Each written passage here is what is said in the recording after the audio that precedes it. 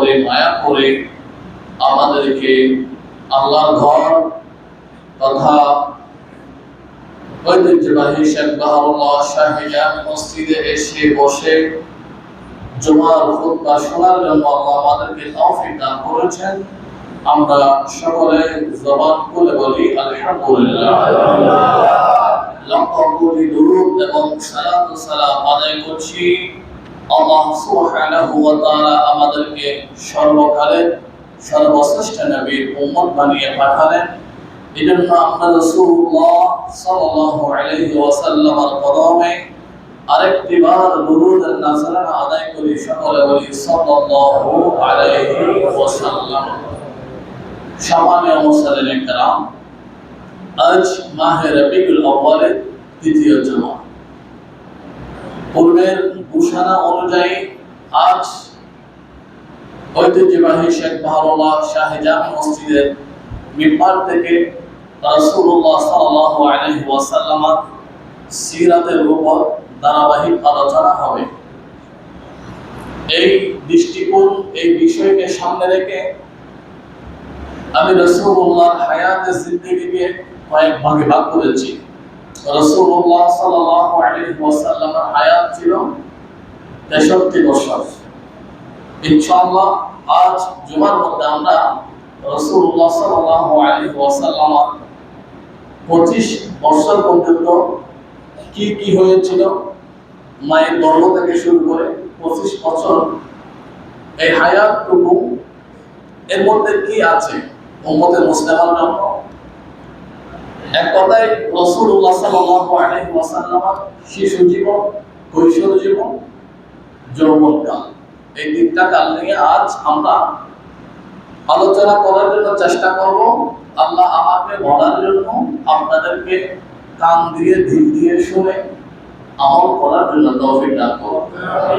আর একটু ঈমানে আওয়াজে বলুন আমিন। আমরা যদি রাসূলুল্লাহ সাল্লাল্লাহু আলাইহি ওয়াসাল্লাম বায়োগ্রাফি, রাসূলুল্লাহ সাল্লাল্লাহু আলাইহি ওয়াসাল্লাম জীবনীকে সামনে আনি, আমাদের জীবনের যা কিছু আমরা তালাশ করি সব কিছু রাসূলুল্লাহ জীবনের মধ্যে আমরা পাই। এজন্য আল্লাহ সুবহানাহু ওয়া তাআলা বলেন, লাকাদ কানা লাকুম ফি রাসূলিল্লাহি উসওয়াতুন হাসানাহ। আপনি যদি সফল ব্যবসায়ী হতে চান, বুদ্ধিজীবী হতে চান, রাজনীতিবিদ হতে চান, অর্থনীতিবিদ হতে চান, বুদ্ধিজীবী হতে চান, সমাজের সুশীল নাগরিক হতে চান, ছাত্র হতে চান, বাবা হতে চান, আদর্শবান দাদা হতে চান, আদর্শবান স্বামী হতে চান, আপনার সবগুলো আদর্শের রূপরেখা আপনি রাসূলুল্লাহর হায়াতে জিন্দেগির মধ্যে পেয়ে যাবেন। সুবহানাল্লাহ। এইজন্য রাসূলুল্লাহ সাল্লাল্লাহু আলাইহি ওয়াসাল্লামের আগমন, রাসূলুল্লাহর মিলাদ, রাসূলুল্লাহর মিলাদ আর আমাদের মিলাদের মতো এক নয়। রাসূলুল্লাহর কয়েকটা দিক আছে আমাদের সামনে। যেমন রাসূলুল্লাহ যে রাস্তা দিয়ে হেঁটে যেতেন, ওই রাস্তা দিয়ে সুঘ্রাণ বের হতো। এক মাস পরে গেলেও কেউ বুঝতে পারতেন এই রাস্তা দিয়ে রাসূলুল্লাহ হেঁটেছেন। রাসূলুল্লাহ যখন হাসতেন, মনে হতো যেন আকাশে যে আপনার ঝিলমিলি হচ্ছে একটা সৌন্দর্য দুনিয়ার মধ্যে ফুটে পড়ে, রাসূলুল্লাহ তার মোবারক থেকে সেই সৌন্দর্য ফুটে পড়তো। রাসূলুল্লাহ চোখ মোবারকগুলো ছিল কালো, একটা এতই সুন্দর, মনে হলো যেন সাগরের বিগড়ে ঢেউ যেন ঝুলা কাটছে রাসূলুল্লাহ সাল্লাল্লাহু আলাইহি ওয়াসাল্লামের মাথা মোবারক। রাসূলুল্লাহ যখন কথা বলতেন, মনে হতো যেন মধুর বাণী বের হচ্ছে, সবাই শোনার জন্য আগ্রহী হয়ে বসে থাকতেন। এই যে আমি কথা বলছি রাসূলুল্লাহ, আপনারা আমার দিকে তাকিয়ে আছেন। রাসূলুল্লাহ যখন কথা বলতেন, তাদের উপর একটা পাখি এসে বসে থাকতো, কিন্তু মানুষরা, সাহাবীরা বলতে পারতো না তাদের মাথায় পাখি বসে আছে, কারণ রাসূলুল্লাহর চেহারা থেকে তাদের আকর্ষণ এতই ছিল। আপনারা জানেন কোরআনুল কারীমের মধ্যে একটা সূরা আছে, সূরা ইউসুফ। ঈসা আলাইহিস সালাম মিশরের সৌন্দর্য রমণীদেরকে জুলাইখা আহ্বান করেছিল। কি জন্য? ইউসুফ আলাইহিস সালামকে কতটা সৌন্দর্য ঈসা আলাইহিস সালামের ভিতর আছে এটা একটু প্রকাশ করার জন্য আসলে সমস্ত নারীদেরকে এক একটা চাকু দিলেন, এক একটা আপেল দিলেন, বলে তোমরা কাটো। তখন ঈসা আলাইহিস সালামকে সামনে দিয়ে হাতিয়ে দিলেন। ঈসা আলাইহিস সালামের সৌন্দর্য দেখে তারা সবাই নিজের হাতের একটা আঙ্গুল, দুইটা আঙ্গুল কেটে ফেললেন। তাদের মধ্যে সেই আঙ্গুল কাটার অনুভূতি হয় নাই, কারণ ইউসুফ আলাইহিস সালাম এমন সুন্দর ছিলেন। তো ইউসুফ আলাইহিস সালাম যত সুন্দর ছিলেন তার চাইতে হাজার কোটি গুণ সৌন্দর্য দিয়ে আল্লাহ তাআলা আমাদের পেয়ারা নবীকে সৃষ্টি করেছেন। আমরা রাসূলুল্লাহ সিরাত বলার আগে একটু রাসূলুল্লাহ সুরত সম্পর্কে জানি। সুরত কি? রাসূলুল্লাহ যখন রাসূলুল্লাহ ঘাম মোবারক, আমাদের শরীরে ঘাম মোবারক এখন ঘাম পড়ছে, ঘামগুলো দুর্গন্ধ, এই দুর্গন্ধ থেকে বাঁচার জন্য আমরা পারফিউম ইউজ করি, অনেক কিছু ইউজ করি। কিন্তু রাসূলুল্লাহ যখন বাড়িতে আসতেন, ওনার ঘাম মোবারক, পাসিনা মোবারক গুলো যখন ঝরে ঝরে পড়তো, উম্মে সুলাইম, আয়েশা সিদ্দিকা এগুলো একটা শিশির করে রাখতেন। রাসূলুল্লাহ বললেন, তোমরা এগুলো কি করছো? বলে, ইয়া রাসূলুল্লাহ, আমরা এগুলো সংগ্রহ করছি কারণ আমাদের জন্য সবচাইতে সর্বোত্তম সুগন্ধি হচ্ছে আপনার পসিনা মোবারক। রাসূলুল্লাহর পসিনা মোবারক যেখানে একবার লাগতো সেখানে আপনার হাজারবার ওই কাপড়টা ধৌত করলেও রাসূলুল্লাহর পসিনা মোবারকের ঘাম মোবারকের সুগন্ধ যেত না। এটা ছিল রাসূলুল্লাহর সুরত। রাসূলুল্লাহর সুরত ধারণ করা এটা আমাদের কারো পক্ষে সম্ভব নয়, কিন্তু রাসূলুল্লাহর সিরাত আমাদের সামনে আছে। আমরা চাই রাসূলুল্লাহর সিরাত, রাসূলুল্লাহর সুন্নাহ, রাসূলুল্লাহর মুহাব্বত আমাদের ব্যক্তিগত, পারিবারিক, সামাজিক জীবনে আমরা বাস্তবায়ন করতে পারি।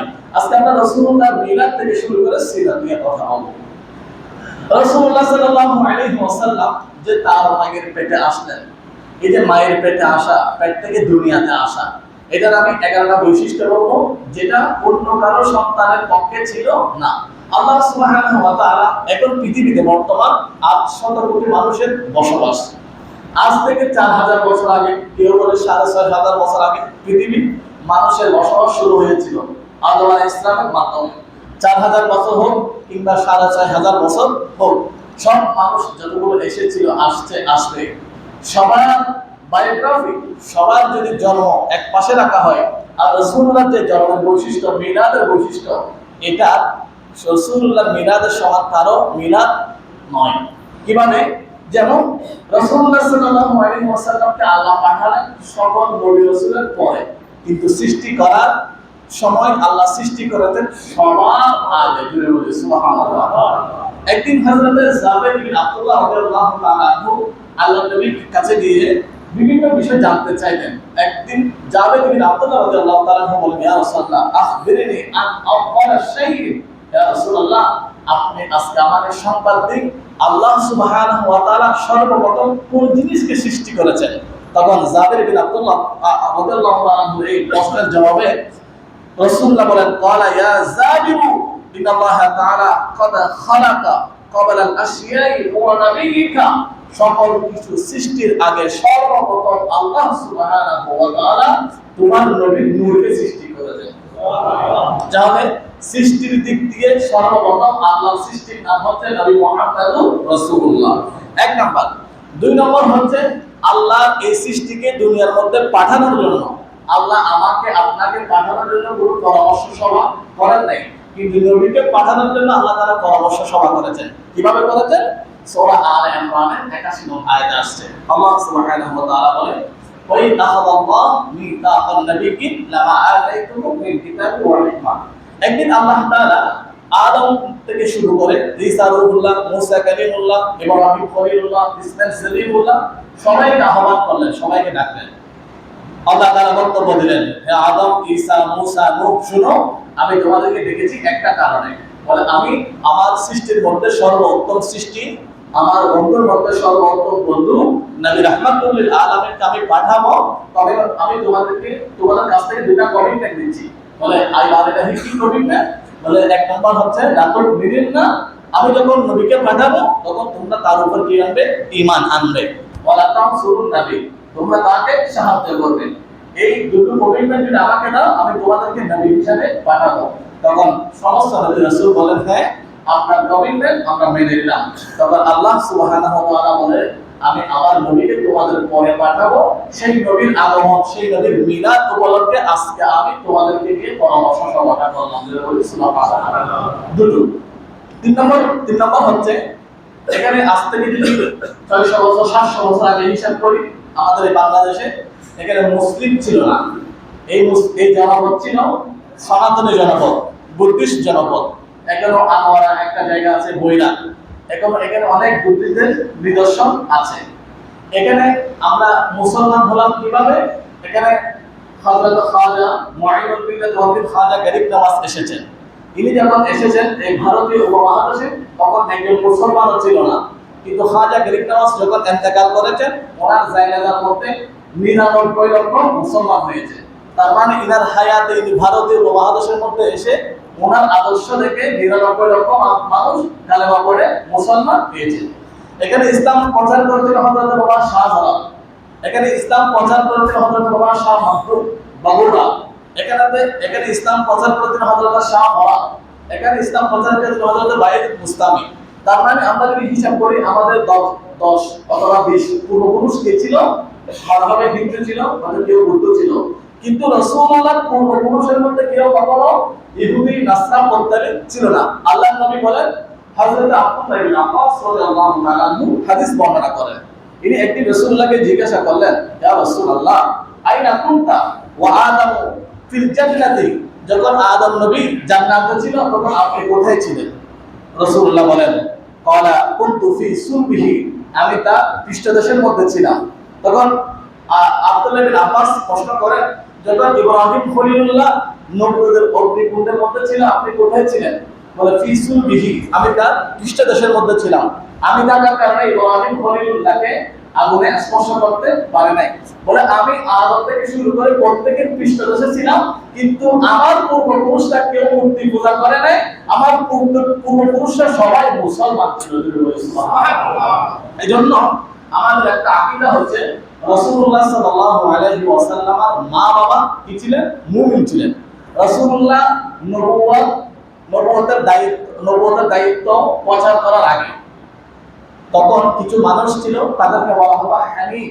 হানিফ মানে তারা একেশ্বরবাদী ছিলেন। যেমন হযরত ওয়ারাকা বিন নওফল, হযরত মা খাদিজার চাচাতো ভাই, তিনি ছিলেন হানিফ। যারা কোনো মূর্তি পূজা করতেন না, এটাকে বলা হয় হানিফ। তো রাসূলুল্লাহর মা বাবা যে মুমিন, রাসূলুল্লাহর মা বাবা যে জান্নাতি, এই বিষয়ে অনেকে কিতাব লিখেছেন। একজন কিতাব লিখেছেন যার কিতাব না পড়লে আলেমও হওয়া যায় না, হযরত আল্লামা যিনি নবম শতাব্দীর মুজাদ্দিদ আল্লামা জালালউদ্দিন সুয়ুতী রাহমাতুল্লাহি তাআলা আলাইহি এই বিষয়ের উপর এবং আল হাওয়াবি লিল ফতোয়া এই কিতাবের মধ্যে বিশাল একটা 110 পৃষ্ঠার কিতাব লিখেছেন। এখানে উনি অনেক হাদিস শরীফ কোট করেছেন। আমার নবীর মা বাবা কি ছিল? মুমিন ছিল। তার মানে রাসূলুল্লাহ মিলাদের 4 নম্বর বৈশিষ্ট্য হচ্ছে আমাদের পূর্বপুরুষ হয়তো কেউ হিন্দু ছিল, কেউ বৌদ্ধ ছিল, কিন্তু রাসূলুল্লাহর পূর্বপুরুষ কেউ কখনো পৌত্তলিক ইহুদি নাসারা ছিলেন না, সবাই আল্লাহর ইবাদতে বিশ্বাসী ছিলেন। সুবহানাল্লাহ। 5 নম্বর হযরত আব্দুল মুত্তালিব, ইনি কে ছিলেন? রাসূলুল্লাহ দাদা। আরবের মধ্যে যখন বৃষ্টি হতো না, হযরত আব্দুল মুত্তালিব সাব্বির নামক পাহাড়, যেটা এখন তুর পাহাড় আছে, তুর পাহাড়ের ডান পাশে একটা বিশাল পাহাড় আছে, ওই পাহাড়ের নাম হচ্ছে সাব্বির পাহাড়। ওই সাব্বির পাহাড় জবরে সাব্বিরের মধ্যে গিয়ে হযরত আব্দুল মুত্তালিব দোয়া করতেন। দোয়া করার সাথে সাথে আমার আল্লাহ বৃষ্টি নাযিল করে দিতেন। সুবহানাল্লাহ। রাসূলুল্লাহর পূর্বপুরুষরা যারা ছিল সবাই যখনই দোয়া করতেন আল্লাহর নবী উসিলায় আল্লাহ তাআলা কি দিতেন? বৃষ্টি দিতেন, দোয়া কবুল করতেন। 6 নম্বরে আমাদের মা বাবার যখন বিবাহ হয়, বিবাহ হওয়ার আগে আমরা যে আমার বাবার কপালে আছি, আমার বাবার সুরে আছি, এটার কোনো প্রমাণ নাই, কিন্তু রাসূলুল্লাহ যে তার বাবার নসলে ছিলেন এটার একটা প্রমাণ ছিল। একদিন ফাতেমা খাসআমিয়া একজন মহিলা ছিলেন, উনি এভাবে যাচ্ছিলেন, ওই রাস্তা দিয়ে হযরতে আব্দুল্লাহ রাসূলুল্লাহ বাবা আসছিলেন। ফাতেমা খাসআমিয়া রাসূলুল্লাহর আব্বাজান হযরত আব্দুল্লাহকে বলেন, আপনি আমাকে বিবাহ করেন। বলে না, আমি তো বিবাহ করেছি, এখন আমি আপনাকে বিবাহ করতে পারবো না। ফাতেমা খাসআমিয়া অনেক কাকুতি মিনতি করলেন, কান্নাকাটি করলেন তাকে বিবাহ করার জন্য। কে? রাসূলের আব্বা আব্দুল্লাহ। আব্দুল্লাহ বলেন না, আমি এখন বিবাহ করতে পারবো না, এখন আমি অমানবতা প্রকাশ করছি। উনি গেলেন, আবার যে রাস্তা দিয়ে গেলেন ওই রাস্তা দিয়ে 1 সপ্তাহ পরে আব্দুল্লাহ আসছিলেন। আসার পরে ফাতেমা খাসআমিয়া আবার দাঁড়িয়ে রইলেন ওই রাস্তায়। আব্দুল্লাহকে দেখলেন, বলে হে আব্দুল্লাহ, আপনি বলুন আপনি কোথায় গিয়েছেন? বলে আমি আমার বিবির কাছে গিয়েছি। বলে আল্লাহর কসম, আমি আপনার কপালে একটা নূরের একটা ঝিলিমিলি তারকার মতো দেখেছিলাম।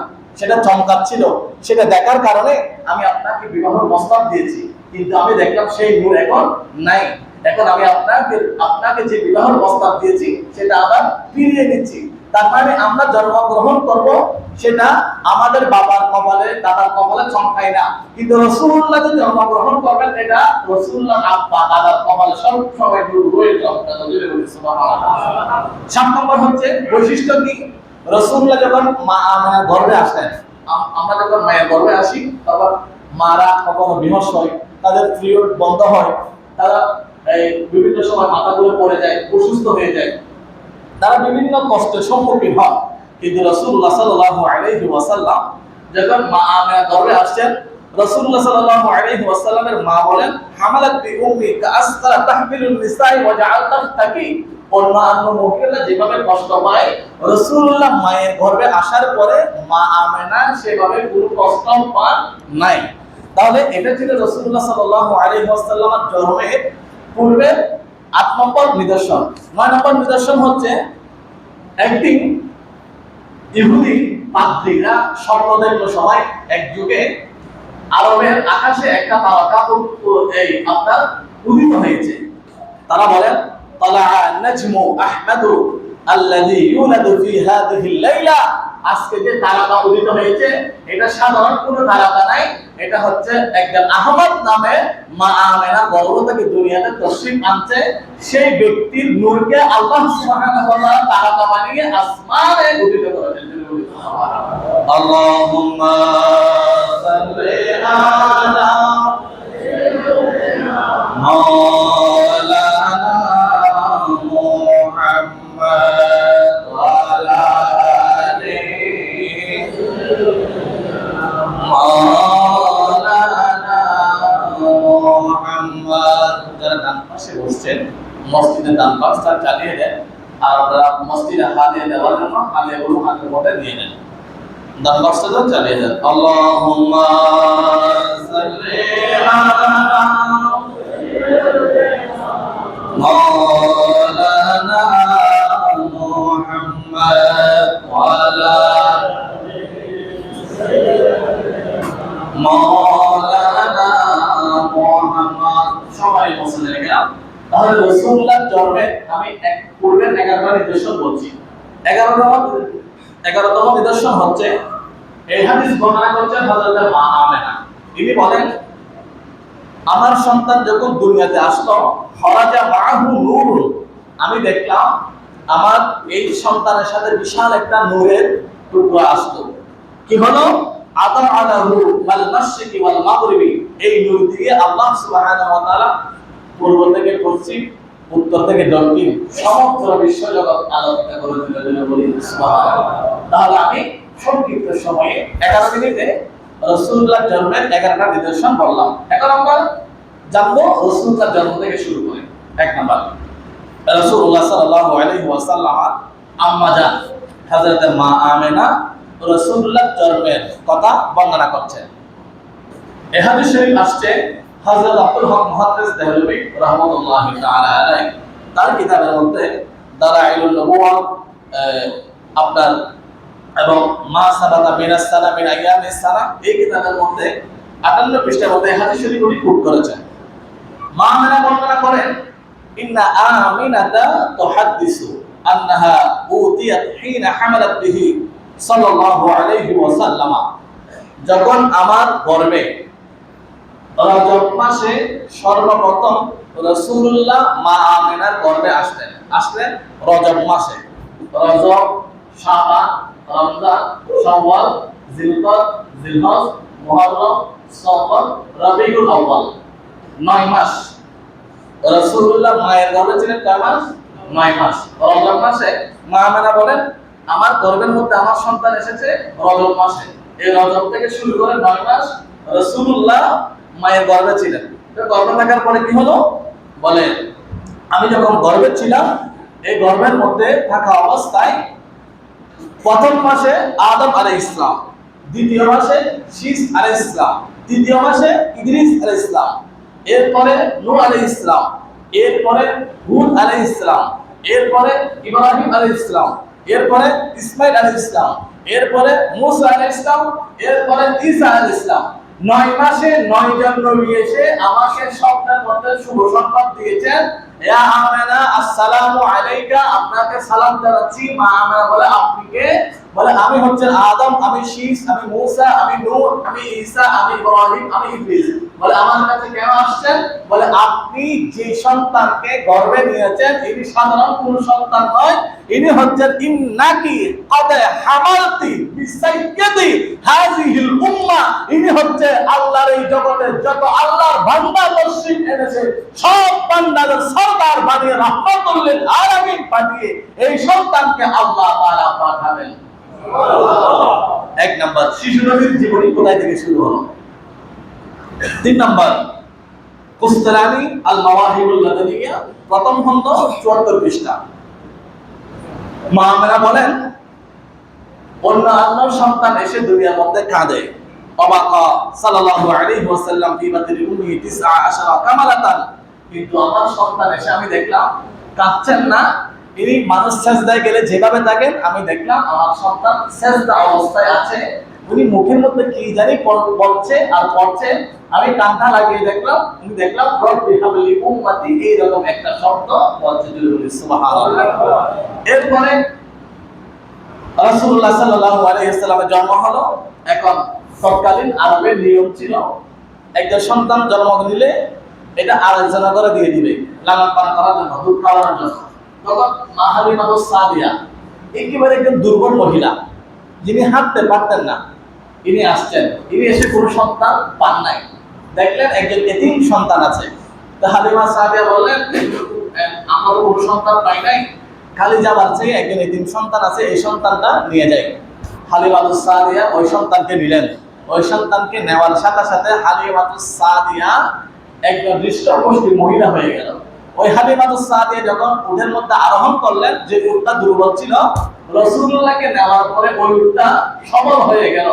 হালিমাতুস সাদিয়ার অনেক ক্ষেত ছিল, যে ক্ষেতের মধ্যে কোনো ফসল ছিল না, রাসূলুল্লাহকে নেওয়ার পরে ক্ষেতের মধ্যে ফসল চলে আসলো। হালিমাতুস সাদিয়া বলে এগুলো কি? বলে এগুলো রাসূলুল্লাহ সাল্লাল্লাহু আলাইহি ওয়াসাল্লামের ওসিলায় বারাকাত। সুবহানাল্লাহ। এরপরে মা আমেনা রাদিয়াল্লাহু তাআলা আনহার আমরা কথা শুনলাম, হালিমাতুস সাদিয়া রাদিয়াল্লাহু তাআলা আনহার কথা শুনলাম। রাসূলুল্লাহ সাল্লাল্লাহু আলাইহি ওয়াসাল্লাম জন্মগ্রহণ করেছেন, আমাদেরকে এখানে এসে খতনা করাতে হয়, কিন্তু রাসূলুল্লাহ সাল্লাল্লাহু আলাইহি ওয়াসাল্লাম বলেন মিন কারামাতি আলাইয়া রাব্বি আন্নী উলিদতু মাহতুমান মাশরুআন, আল্লাহ তাআলা আমাকে খতনা করা অবস্থায় দুনিয়াতে পাঠালেন। এই খতনা করার অনেক উপকারিতা আছে। আমাদের এই খতনা করাকে এক সময় ইহুদি খ্রিস্টানরা ব্যঙ্গ করতো, খতনা কেন করাতে হয়। দেখা গেল যাদের খতনা করাই না, খতনা করা মানে সামনের পুরো সামনে থেকে একটা চামড়া কেটে নেওয়া। এই চামড়া যাদের কাটে না তাদের মধ্যে কতগুলো সাদা আবরণ জমে ক্যান্সার হয়। আর এই চামড়াটা কাটার কারণে ওখানে পরিচ্ছন্ন থাকে, শুকনা থাকে। আর চামড়াটা যদি না কাটা হয় এখানে ভেজা থাকে, ভেজা থাকার কারণে এখানে একটা গন্ধ হয়ে ক্যান্সার হয়। এই জন্য এখন অনেক মানুষ ইহুদি খ্রিস্টান বিধর্মীরা আপনার ক্যান্সার থেকে রোগ থেকে বাঁচার জন্য তারা কি করে? খতনা করে। এই খতনা করাটা হচ্ছে মুসলমানদের জন্য সুন্নাহ। আধুনিক মেডিকেল সায়েন্টিস্ট, এটা তো আধুনিক মেডিকেল বিজ্ঞানে তো আজকে আসছে, কিন্তু আজ থেকে 1450 বছর আগে কিসের বিজ্ঞান ছিল?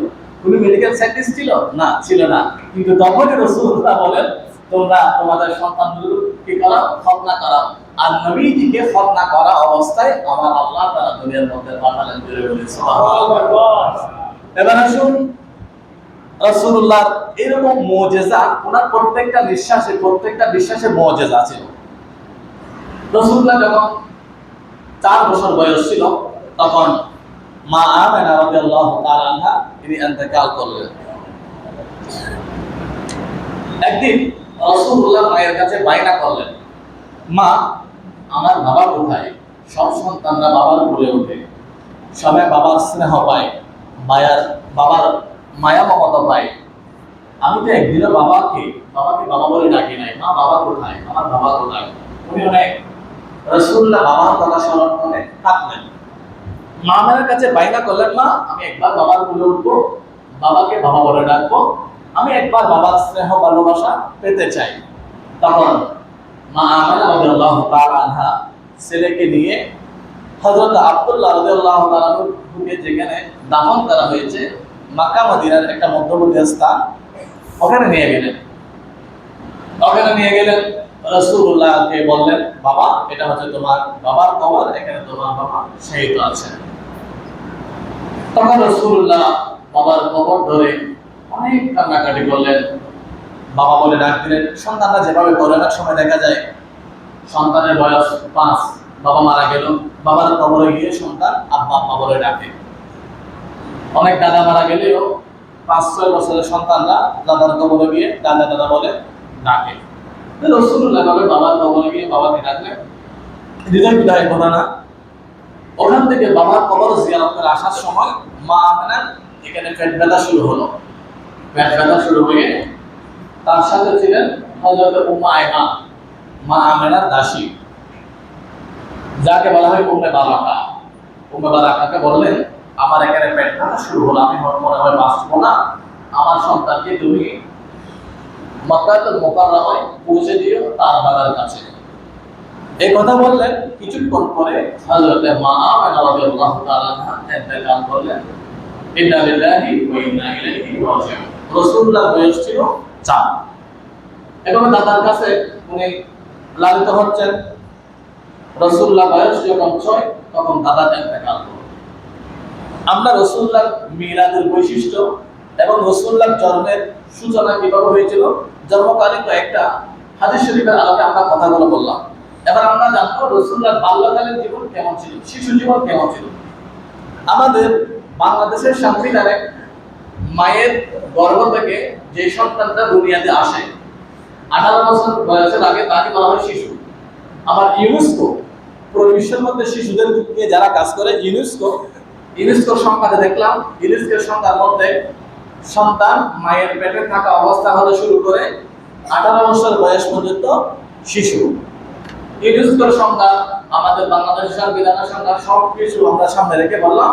অর্থাৎ যারা মায়ের কোল থেকে দুনিয়াতে আসে 18 বছর হোক, 14 বছর হোক, 8 বছর হোক, তাদেরকে শিশু বলা হয়। তা আমরা জানি শিশুরা কোনো কিছু অর্জন করার পরে তাদের শিক্ষাটা লাভ হয়, কিন্তু মা আমেনা গর্ভ থেকে রাসূলুল্লাহ যখন আগমন করলেন তখন থেকে রাসূলুল্লাহ যে শিশু তার শিক্ষাটা শুরু হলো। কিভাবে শুরু হলো? একদিন হালিমাতুস সাদিয়া রাসূলুল্লাহকে দুধ পান করাচ্ছেন। উনি ডান পাশের দুধ খেলেন, এভাবে আবার বাম পাশের দুধ খাওয়ার জন্য দিচ্ছেন, কিন্তু রাসূলুল্লাহ বাম পাশের দুধ খাচ্ছেন না। একবার দুইবার চেষ্টা করলেন, রাসূলুল্লাহর জবান খুলে গেল। মায়ের কোলের মধ্যে বয়স ছিল 17 দিন। বলে, মা আপনি চেষ্টা করছেন আমি যেন আমার এই বাম পাশের, আপনার বাম পাশের দুধটা আমি পান করি। বলে, আমি বাম পাশের দুধটা পান করব না, বাম পাশের দুধটা আমি পান করেছি, আর বাম পাশের দুধটা আমি আমার দুধ ভাইয়ের জন্য রেখে দিয়েছি। আজকে আমরা রাসূলুল্লাহর উম্মত বলি, আমরা অমুকের জায়গা জমি দখল করি, ভাই বোনের জমি দখল করি, বোন ভাইয়ের জমি দখল করে, চাচা ভাই বোনের জমি দখল করে, ভাই বোন চাচার জমি দখল করে, একটু ক্ষমতা পেলে যার যেমন ইচ্ছা তেমন করে। কিন্তু রাসূলুল্লাহ সাল্লাল্লাহু আলাইহি ওয়াসাল্লাম মায়ের কোলে বসে আপনাকে আমাকে ইনসাফ শেখাচ্ছেন। রাসূলুল্লাহ বলেন, এ আমার উম্মত, তোমরা যারা আমি নবীর কালেমা পড়ে মুসলমান হয়েছো, দেখো আমি নবী মায়ের কোল থেকে তোমাদেরকে ইনসাফ শেখাচ্ছি। তোমার জান যেতে পারে, তোমার প্রাণ যেতে পারে, সম্মান যেতে পারে, ইজ্জত যেতে পারে, কিন্তু কখনো তুমি অপর ভাইয়ের সম্পদ অন্যায়ভাবে গ্রাস করবে না। আল্লাহ তাআলা আপনার জন্য যতটুকু রিজিক সৃষ্টি করে রেখেছেন, এগুলো না খেয়ে আপনি কখনো মরবেন না। আল্লাহ আপনার জন্য যত রিজিক বানালেন, এগুলো খেয়ে আপনার মরবেন, আপনার আমার মৃত্যু হবে। সুতরাং রিজিক আপনি খাওয়ার জন্য আপনাকে দুর্নীতি করতে হবে, অপরকে মারতে হবে, খুন করতে হবে, দখল করতে হবে, ক্ষমতা প্রয়োগ করতে হবে, এগুলো কতগুলো বোকামি। এগুলো করে আপনি কি করবেন? এতগুলো আপনি জোগাড় করবেন, কিন্তু এগুলো আপনি ভোগ করতে পারবেন না। আপনি দেখুন, একজন ব্যক্তির অনেক সম্পদ আছে, কিন্তু সে ভোগ করতে পারে, সে পথের ফকির। তার মানে কি? অন্যায়ভাবে সম্পদ গ্রাস করে কেউ কখনো শান্তিতে বসবাস করতে পারে না। পৃথিবীর ইতিহাস এটা বলে। তাহলে সেটা আমাদেরকে শিক্ষা দিয়েছেন কে? রাসূলুল্লাহ, কখন? মায়ের কোল থেকে বসে। এরপরে সাইয়্যিদুল মুরসালিন রাহমাতুল্লাহ আলাইহি 4 বছর বয়সে বক্র বিদীর্ণ হলো। আমি আর ওদিকে তো অনেক আপনার এই পয়েন্ট আছে, ওই পয়েন্টে কথা না বলি, বর্তমান সময়ের আলোকে রাসূলুল্লাহ শিশু এবং কৈশোর জীবনের উপর কয়েকটা কথা বলি। রাসূলুল্লাহ সাল্লাল্লাহু আলাইহি ওয়াসাল্লাম এভাবে 4 বছর, 6 বছর, 8 বছর দাদাকে হারালেন। এরপর 8 বছর বয়স থেকে উনি আপনার চাচার কাছে ছিলেন। ওনার 12 বছর বয়স থেকে কর্মজীবন শুরু হলো রাসূলুল্লাহ। ওনার কর্মজীবন শুরু হলো রাসূলুল্লাহ 12 বছর বয়স থেকে। 12 বছর বয়সে উনি ব্যবসার উদ্দেশ্যে সিরিয়ার মধ্যে গেলেন। সেখানে রাসূলুল্লাহ যেখানে যেতেন, এই যে এখন অনেক রোদ, এই রোদের মধ্যে কোথাও কিনে ছায়া নাই, মানুষের অনেক কষ্ট হচ্ছে, কিন্তু ওই মরুভূমির মধ্যে রাসূলুল্লাহ যেদিকে যেতেন আকাশ থেকে মেঘ এসে রাসূলুল্লাহকে ছায়া দিত। শুধু এখানে নয়, রাসূলুল্লাহ যখন মায়ের কোলে খেলতেন, রাসূলুল্লাহ এভাবে আঙ্গুল দিয়ে ইশারা করতেন আর চাঁদ এসে রাসূলুল্লাহর সাথে খেলা করতেন। রাসূলুল্লাহ যেদিকে দুলতেন চাঁদ সেদিকে যেত, আর রাসূলুল্লাহ যেদিকে যেতেন চাঁদ সেখানে গিয়ে রাসূলুল্লাহর সাথে এভাবে কি করত? খেলা করত। খেলার সময় রাসূলুল্লাহ সাল্লাল্লাহু আলাইহি ওয়াসাল্লামের সাথে খেলতেন। তো রাসূলুল্লাহ 12 বছর বয়স থেকে তার কর্মজীবন শুরু হলো। উনি কোথায় গেলেন? চাচার সাথে ব্যবসা করতে গেলেন। উনি ব্যবসার এমন এমন থিওরি দিলেন, যেখানে চাচা বলে আমি আজকে 45 বছর ব্যবসা করছি, যেই থিওরি আমি জানি না সেই থিওরি আমাকে কোথায় শিখাচ্ছ? রাসূলুল্লাহ বলেন, চাচা আমি অন্যান্য শিশুর মতো নয়, বুরিস্তু মুআল্লিমান, আমার আল্লাহ আমাকে শিক্ষক হিসেবে পাঠিয়েছেন। আমি আর শিশু আর কৈশোর বড় কথা নয়, আমার আল্লাহ আমাকে পাঠালেন সবাইকে শেখানোর জন্য। এজন্য রাসূলুল্লাহ, আমি এখানে ব্যবসা নীতি, আমরা যে ব্যবসা করি, এই যে রাসূলুল্লাহ ব্যবসা নীতি আছে, রাসূলুল্লাহর ব্যবসা নীতি ছিল 10টা। এক নাম্বার, রাসূলুল্লাহ বলতেন, ইবনে মাজাহ শরীফের 2341 নং হাদিস, কাদা আল্লাহ দারারা ওয়ালা দিরার। রাসূলুল্লাহর এক নাম্বার ব্যবসা নীতি ছিল, এই ব্যবসা করতে গিয়ে উনি কারো ক্ষতি করতেন না।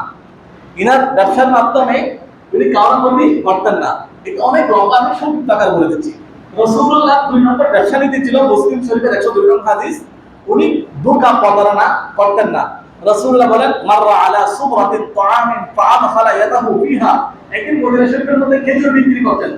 রাসূলুল্লাহ এখানে খেজুরের স্টুডেন্ট নিচে হাত দিয়ে দিলেন, দেখলেন খেজুরের উপরে এক রকম, ভিতরে আরেক রকম।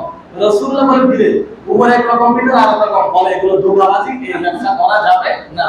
এটা ছিল রাসূলুল্লাহর 2 নম্বর ব্যবসা নীতি।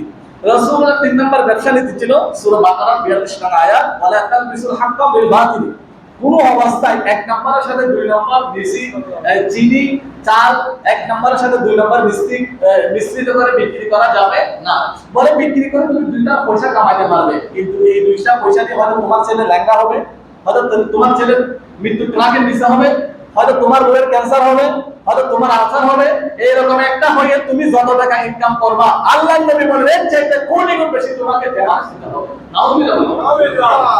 এরপরে রাসূলুল্লাহ সাল্লাল্লাহু আলাইহি ওয়াসাল্লাম বলেন, নিশ্চিত তুমি উন্নত জীবন লাভ করতে পারবা। তুমি ব্যবসার মধ্যে কি করতে হবে? মিথ্যা পরিহার করতে হবে। আল্লাহর কসম, এটা আমার 100 টাকা কেনা, হুজুর আপনার জন্য 80 টাকা, 20 টাকা লস। এই মিথ্যা কসম ব্যবসার মধ্যে করা যাবে না। আল্লাহর নবী বলেন, ব্যবসার মধ্যে মিথ্যা কসম না করলে ওই ব্যবসাকে আপনাকে কোথায় নিয়ে যাবে? একেবারে উন্নত শিখরে নিয়ে যাবে। হযরত ইমাম আবু হানিফা, ইনি কি আমাদের মাযহাবের ইমাম, হানাফি মাযহাবের ইমাম, ইনি কি ছিলেন? ব্যবসায়ী ছিলেন। সিদ্দিক আকবর কি ছিলেন? ব্যবসায়ী ছিলেন। ওসমান গনি ব্যবসায়ী ছিলেন। মানুষের রিজিকের 70 ভাগ আসে কোথায় থেকে? ব্যবসা থেকে। এটা একটা বারাকাপূর্ণ পেশা, কিন্তু এই পেশাটাকে যখন আপনি ধোঁকাবাজি করবেন, এখানে বারাকাত থাকবে না। এভাবে ওজনে কম বেশি করা যাবে না। রাসূলুল্লাহ ব্যবসা নীতি হচ্ছে ওজনে কম বেশি করা যাবে না। রাসূলুল্লাহ ব্যবসা নীতি হচ্ছে আপনার কাউকে আপনি ঠকিয়ে নিজেকে বুদ্ধিমান করতে পারবেন না। আমি হাদিস এবং কোরআনের ইবারত করে বলছি না। রাসূলুল্লাহ 7 নম্বর ব্যবসা নীতি হচ্ছে কখনো ব্যবসার মধ্যে সুদ নেওয়া যাবে না। এখন আমরা কি করি? ব্যবসা করতে গেলে আগে বলে ব্যবসা প্রতিষ্ঠানটা দেখায়, এটা দেখিয়ে এটার কাগজপত্র জমা দিয়ে ব্যাংক থেকে ডবল সুদ দিয়ে 10 লক্ষ টাকা কিনি, ঋণ নিই, ঋণ নিয়ে সুদ দিয়ে আমরা ব্যবসা শুরু করি। আরে বাবা, আমি বলছি না, কোরআন বলছে, রাসূলুল্লাহ হাদিস বলছে, ইয়ামহাকুল্লাহু রিবা ওয়া ইউরবি সাদাকাত।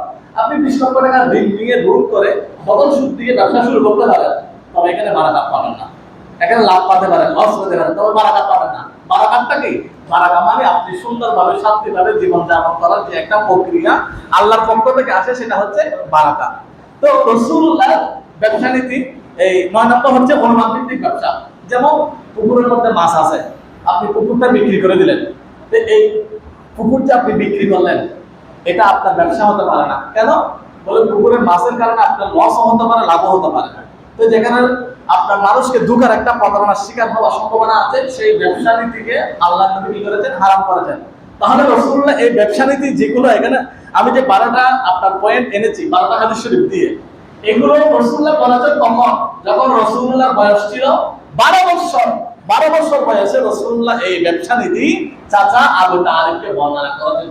সুবহানাল্লাহ। উনি মানুষ যদি বলে রাসূলুল্লাহর এই 12টা নীতির আলোকে আমি ব্যবসা করব, আল্লাহর কসম আমার আল্লাহ সেই মানুষকে সর্বশ্রেষ্ঠ সুখী ব্যবসায়ী বানাবেন, এটা কোনো সন্দেহ নাই।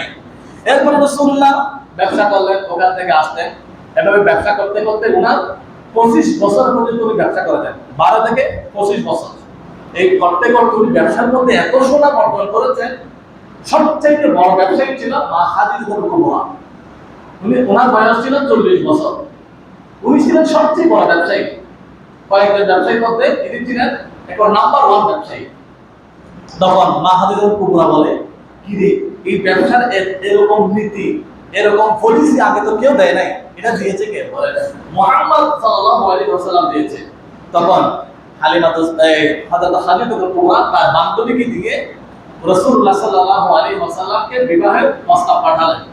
তখন এই বিবাহের প্রস্তাব চাচা আবু তালিবের কাছে গেলেন, রাসূলুল্লাহকে বললেন। রাসূলুল্লাহ বলেন, হ্যাঁ আমি স্বপ্নে দেখেছি খাদিজার সাথে আমার বিবাহ হচ্ছে, আমার আল্লাহ আমাকে হুকুম করেছেন।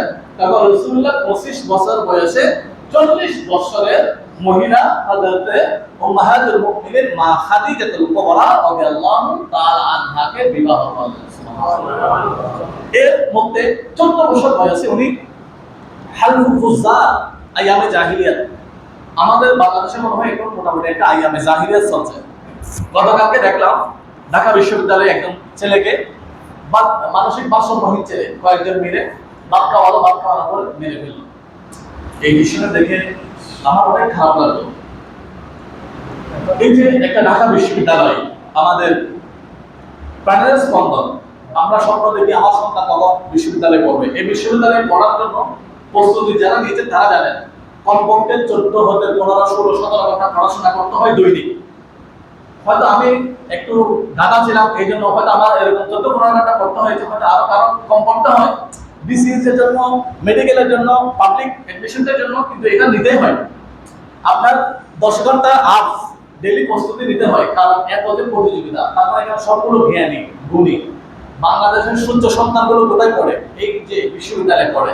কিন্তু যাদের উপর আমরা আশা করি, যারা আমাদের ভরসার প্রতীক, তারা এই যে অমানসিক কাজ আপনি কোনদিন করবেন না। একজন মানুষকে হত্যা হয়ে একজন জীবন্ত মানুষকে এভাবে পিটি মারতে পারে। আবার দেখলাম খাগড়াছড়িতে এরকম একজনকে জীবন্ত আমাদের বাঙালি এদেরকে খাগড়াছড়ি শহরে আপনার চাকমারা এভাবে একবারে জীবন্ত মেরে ফেললো পিটাতে।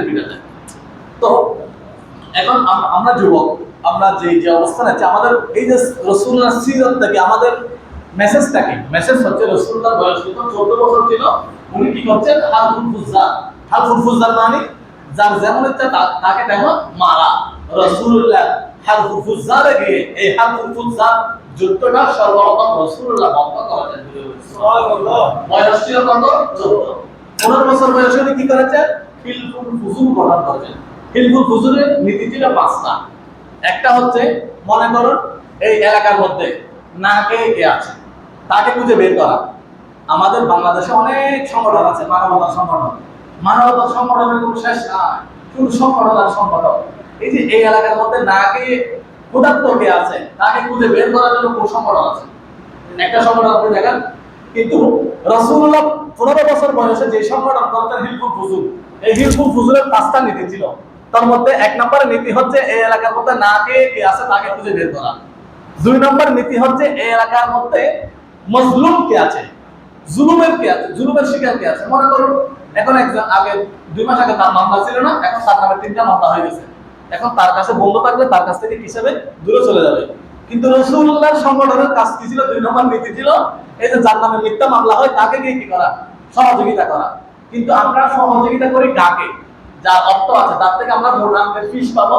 সব অ্যাডভোকেট উকিলরা তাদের সামনে তাদের পক্ষে দাঁড়ায়।